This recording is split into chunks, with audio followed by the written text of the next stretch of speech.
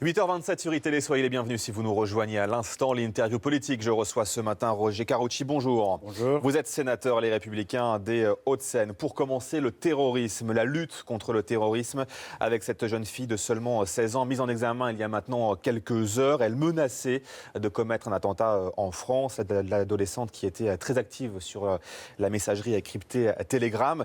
C'est là qu'elle diffusait clairement les messages de propagande de l'État islamique. Clairement, on est face à une radicalisation de plus en plus jeune. Encore une fois, sur la messagerie cryptée Telegram, on fait comment pour vaincre tout ça?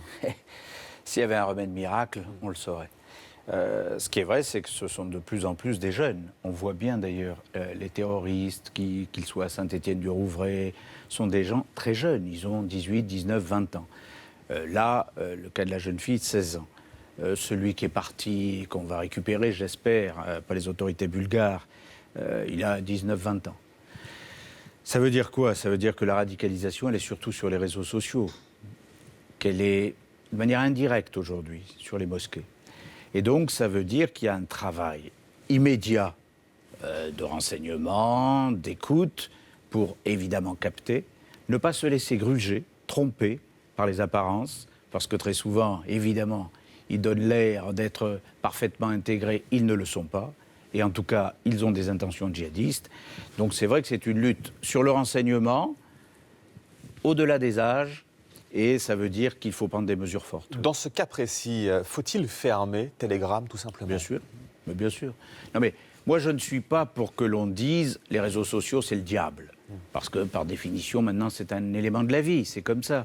Mais en revanche, qu'il y ait plus de contrôle, que sur ces réseaux sociaux, lorsque des sites sont de manière évidente des sites de communication des djihadistes, il faut les fermer. Est-ce qu'on a aujourd'hui aussi le pouvoir de les fermer?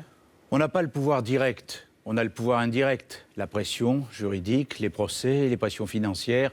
On a quand même des capacités, on l'a fait pour certains sites qui ont fermé. Je ne dis pas que c'est la solution miracle, parce que d'autres sites peuvent réouvrir, mais c'est une lutte constante, oui. Vous en parliez, je voulais aussi revenir avec vous ce matin sur le cas de Mourad Hamid, 20 ans, interpellé à la frontière turque, sûrement en direction des rangs du groupe État islamique. Ce jeune homme, c'est le beau-frère de Chérif Kouachi. Il avait été soupçonné un temps d'être le troisième homme des attaques de Charlie Hebdo, un jeune homme fiché S qui a réussi à sortir du territoire français. Vous êtes donc comme Nicolas Sarkozy, il faut les enfermer?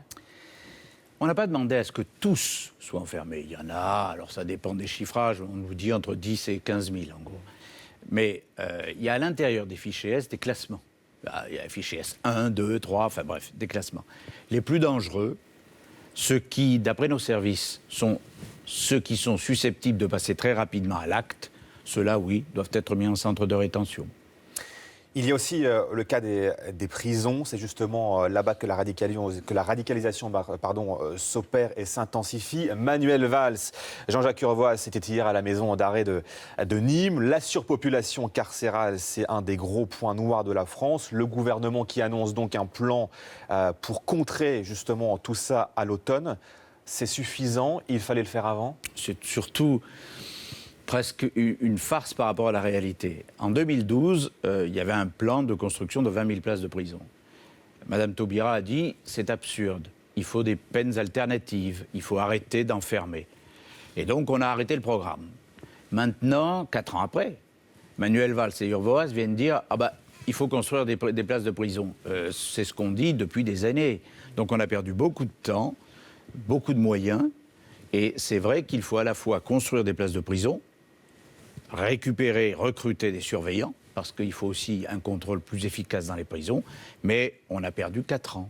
4 ans qui, dans une période où la délinquance a augmenté, où le terrorisme est là, sont 4 années vraiment dramatiques. Justement pour ces cas de terrorisme, pour ces terroristes, est-ce que l'enfermement n'est pas contre-productif? On le dit et on le répète, c'est là où tout s'intensifie. Oui, mais de deux choses l'une.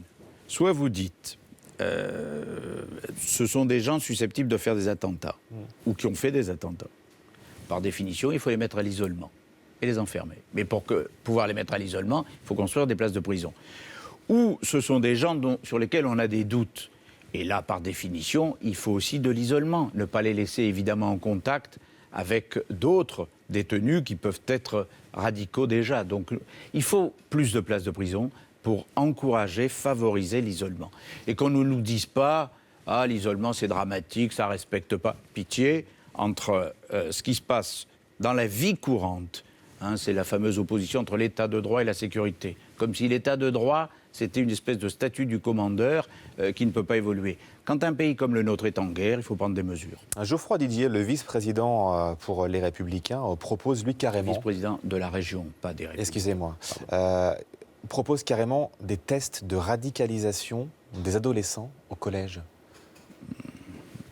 C'est son droit de le proposer. Ça n'est pas la position de ma formation politique. D'abord parce que ce ne serait pas constitutionnel. Vous n'avez pas le droit de faire un test sur certains, pas sur d'autres. Donc dans les collèges, vous faites comment ? Et puis je ne suis pas sûr que dans les collèges, ça ne pousserait pas à la stigmatisation, donc finalement à la radicalisation. Et quand Éric Ciotti propose, lui, de demander les cartes d'identité pour accéder à certains réseaux sociaux, il a raison ? C'est un peu différent. Je regrette que ce ne soit pas faisable. Si ça l'était, je serais plutôt pour. Alors après, concrètement, je pense que c'est très difficile à faire, mais c'est vrai que la radicalisation, elle est d'abord aujourd'hui sur les réseaux sociaux, sur Internet, sur Twitter, sur Facebook, sur tous les réseaux sociaux, et on a beaucoup de mal à faire des contrôles. Voilà pour ce volet terrorisme. On va parler maintenant de la politique pure et dure, les Républicains. On va écouter Nicolas Sarkozy lors de son discours de clôture du Congrès Les Républicains à la Villette. C'était le 30 mai 2015, il y a un peu plus d'un an tout juste. On l'écoute.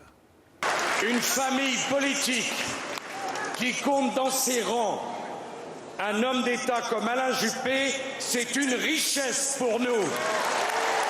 Présider une famille politique où François Fillon, Jean-Pierre Raffarin, Bruno Le Maire, Nathalie Kosciusko-Morizet, Laurent Wauquiez, Michel Alliot-Marie et tous les autres ont pris la parole.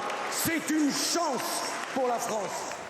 Voilà, vous rigolez, Roger Carucci, ça a bien changé. Hein. Comment ça a bien changé? Mais non, c'est toujours le cas. Nous sommes une famille politique avec beaucoup de diversité, c'est tant mieux. Après, que chacun tente sa chance à la primaire. Mais il y a quand même ce match Sarkozy-Juppé-Fillon. Quand le parti, donc Nicolas Sarkozy, décale au dernier week-end d'août le campus des jeunes républicains, prévu depuis septembre, pour se retrouver face à la rentrée politique de François Fillon, face à la rentrée politique d'Alain Juppé. 3 événements, Roger Carucci, les Républicains, le même week-end. Dans toute la presse, et c'est inexact. Pourquoi? Dites-nous. Parce que le campus du Touquet, en l'occurrence, qui est le 26 août, le 27 août, c'est le même campus depuis des années. Et il a toujours été prévu à cette date. Il n'a pas été prévu le 2 et 3 septembre? Pas du tout. Jamais. Jamais. La seule chose qui s'est passée, c'est que c'est le campus national qui était prévu à Marseille, le 3 septembre, et qui, lui, a été annulé pour des raisons de sécurité. Donc, sur le coup, il reste 3 campus régionaux, le Touquet, La Baule, Arcachon. Chacun ira là où il peut. Je crois qu'à La Baule, d'ailleurs, tout le monde y va. Enfin, tout le monde. Tous les candidats à la primaire y vont. Moi, je souhaite qu'au Touquet, tous ceux qui peuvent y aller sur les 2 jours y aillent, même s'ils sont pris la veille ou le lendemain. Et puis voilà. Mais s'ils sont pris les 2 jours, comment on fait? Oh, ils ne sont pas tous pris tous les 2 jours. Et puis même ceux qui étaient pris dans les coups d'avant, ils arrivaient à passer. Puis c'est pas que le Touquet, c'est pas l'alpha et l'oméga. Ce sera un beau campus, mais ce n'est pas un campus national officiel, c'est un campus régional. Vous souhaitez une photo de famille Juppé, Sarkozy? Ce serait très bien. Si elle n'a pas lieu au Touquet, elle aura lieu à La Baule, ou elle aura lieu à Arcachon, je n'en sais rien. Mais c'est bien que tout le monde participe aux mêmes choses.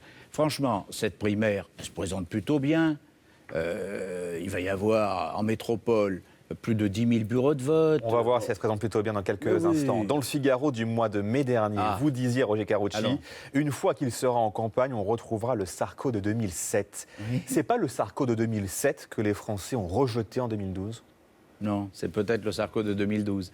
Le Sarko de 2007 renversait la table. Appelé au rassemblement et a créé une dynamique entre 2007 et 2012.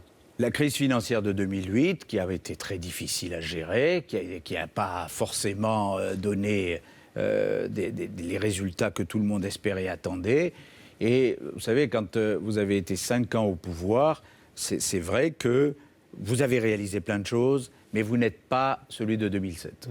Bon, là, en 2017, c'est ni le programme de 2007, ni le programme de 2012, mais c'est l'énergie de 2007 qu'il faut retrouver. Il va se déclarer quand, Nicolas Sarkozy? Oh, il y a plus longtemps. Il a jusqu'au 25 août, mais c'était plus un secret quand même. Même le bail de son QG dans le 7e arrondissement, rue de l'Université, est programmé jusqu'à l'élection présidentielle. Vous voyez l'optimisme? Donc c'est une formalité. L'élection présidentielle. Pourquoi il attend pas encore? jusqu'à l'élection. Pourquoi il attend encore? Bon, parce que vous déclarez votre candidature, vous, juste avant le week-end du 15 août. Moi, je sais pas, je suis pas candidat. Ah, ben, moi non plus, vous voyez, c'est l'avantage. Non, mais il faut laisser passer un peu là les vacances, le temps que les gens rentrent et qu'ils se remettent un peu dans la tête de l'actualité politique, ce qui est normal. Justement, dans le JDD de ce week-end, Nathalie Kosciusko-Morizet tire la sonnette d'alarme.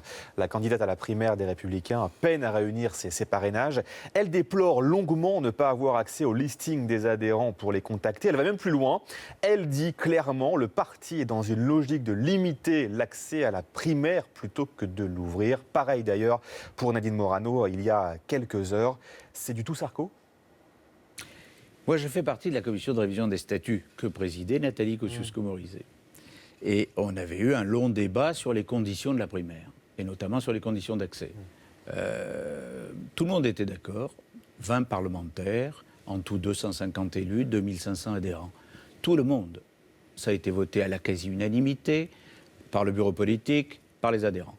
Alors, découvrir à quelques semaines de la fin ce qu'est la règle établie, imposée depuis 18 mois. Mais ces listings dont elle n'a pas accès. Et sur les listings, pardon de vous dire, les adhérents, tous les adhérents, reçoivent le journal des Républicains. Dans le journal des Républicains, en mai-juin, en juillet, il y avait une déclaration permettant de parrainer qui vous voulez. Qui vous voulez. Donc tous les adhérents ont reçu, de toute façon, une déclaration de parrainage. Mais pourquoi elle n'a pas accès au listing avec le numéro de téléphone, les adresses ? Pourquoi vous pensez que, tout simplement parce que les fichiers n'ont pas à être transmis comme ça. Alors lorsque ils seront officiellement candidats, la haute autorité, c'est elle seule, d'ailleurs c'est pas la direction du parti, la haute autorité verra ce qu'elle communique. À mon avis, elle ne communiquera pas les fichiers. Elle permettra les envois sous son contrôle, mais elle ne communiquera pas les fichiers. Vous savez, les fichiers des adhérents, si vous avez aujourd'hui, vous avez 13, 14 candidats à la candidature. Imaginez qu'on donne les fichiers à 14 personnes. Il n'y a plus de secret, enfin de secret, c'est pas une question de secret, c'est que la CNIL ne veut pas qu'on communique les fichiers, on ne les communique pas. La possibilité qu'il n'y ait pas de femmes dans cette primaire, ça c'est embêtant. Ça, je reconnais que c'est l'élément le plus ennuyeux. Alors, il y a Nadine Morano, il y a Nathalie Kosciusko-Morizet, il y a peut-être Michel Alliot-Marie. Voilà, je pense que malheureusement la dispersion a fait que 14 candidats, c'est vrai que c'est trop. La solution, c'est peut-être de communiquer les listings pour avoir les parrainages. C'est pas comme ça que ça se passe. Là, je sens que vous voulez absolument faire du mathématique. C'est pas comme ça que ça se passe. Le plus difficile, c'est pas les adhérents, c'est les 20 parlementaires. Et les 20 parlementaires, il n'y a pas besoin de fichiers, tout le monde les connaît. Sauf que les 20 parlementaires, les gens ne veulent pas signer. Voilà, ou ils ont déjà signé pour un candidat. Et si vous leur dites, tel candidat en a déjà largement suffisamment, allez sur un autre candidat ou une candidate, non, ils font un choix. C'est un choix de s'engager auprès d'un candidat. Vous ne pouvez pas leur dire, non, il en a déjà assez, allez chez le voisin. C'est pas comme ça que ça se passe. Le dossier Air France, Roger Carucci, la ministre du Travail, Myriam El Khomri, elle valide le licenciement d'un délégué CGT accusé d'avoir participé à l'épisode de la chemise arrachée. Elle a eu raison ? Oui. Elle a eu raison, et malgré les propos ou la position de l'inspection du travail. Elle a eu raison, tous les Français ont vu à la télévision les images, tous les Français ont été choqués, et il y a d'un coup d'un seul, personne n'est choqué. La CGT parle d'une attitude revancharde du gouvernement. Vous leur répondez quoi ce matin ? Oui, je leur dis que moi je suis très respectueux des syndicats, et je pense qu'un pays qui n'aurait pas de formation intermédiaire serait dans une démocratie dangereuse. Mais le travail syndical, c'est pas non plus d'arracher la chemise des dirigeants d'une entreprise comme Air France. Voilà. Alors, à un moment, on a fait des commentaires sur les manifs en mai-juin, sur les violences, on a fait des commentaires sur ce qui s'est passé à Air France. Il faut que le travail syndical retrouve un peu de raison, si l'on veut à la fois d'ailleurs qu'il y ait plus d'adhérents dans les syndicats, et si l'on veut que les syndicats soient plus écoutés. La situation en Turquie, aujourd'hui, le président turc Erdogan rencontre Poutine en Russie, à Saint-Pétersbourg. Réconciliation malgré le différend syrien sur fond de restauration de liens économiques. À deux contre les Occidentaux, on est plus fort ? C'est surtout, est-ce que la France et les Occidentaux vont continuer longtemps d'être aveugles ou d'être borgnes sur les relations diplomatiques ? les difficultés que nous avons avec Poutine, nous les avons créées nous-mêmes. Je ne dis pas que ce qui s'est passé en Ukraine soit bien, je dis seulement que nous sommes en guerre avec Daesh et nous mettons Poutine hors jeu, en tout cas pour les Occidentaux. Je n'ai aucune sympathie pour Erdogan, mais il est plus fort que nous en matière diplomatique, ça c'est clair, parce qu'après ce qui s'est passé avec l'avion russe, le type, il va quand même voir Poutine, il va passer un accord, une alliance avec Poutine, et nous, on est où? Vous dites donc aujourd'hui danger? Oui, danger, parce que le rapprochement de ce que fut l'Empire ottoman avec ce que fut l'Empire russe, ça n'a jamais été très bon pour l'Occident européen. Jamais. Lorsque Erdogan menace clairement hier dans une interview au Monde l'Union européenne, absence de réaction de l'UE, ce qu'il y a encore ce matin, on devrait réagir fermement? L'Union européenne, c'est plus qu'une formule. Regardez, il a dit « je remets en cause le plan migrant ». Vous avez entendu quelqu'un, vous? Bruxelles, pas de réaction. Bon, rien, alors que soi-disant, on va verser 3 milliards. Si c'est ça, et s'il veut remettre en cause le plan migrant, donnons les 3 milliards à la Grèce et protégeons au moins les frontières. Mais aujourd'hui, on a l'impression que le téléphone européen est en panne, et chaque fois qu'on a une réaction, c'est pour dire ne heurtons pas la Turquie, ne heurtons pas machin, mais on fait rien. En un mot, François Hollande doit prendre la parole? Oh non, pitié. Merci. Pas le sentiment que ça suffit, quoi. Bon. Roger Carotti d'avoir été avec nous ce matin et en direct sur iTélé.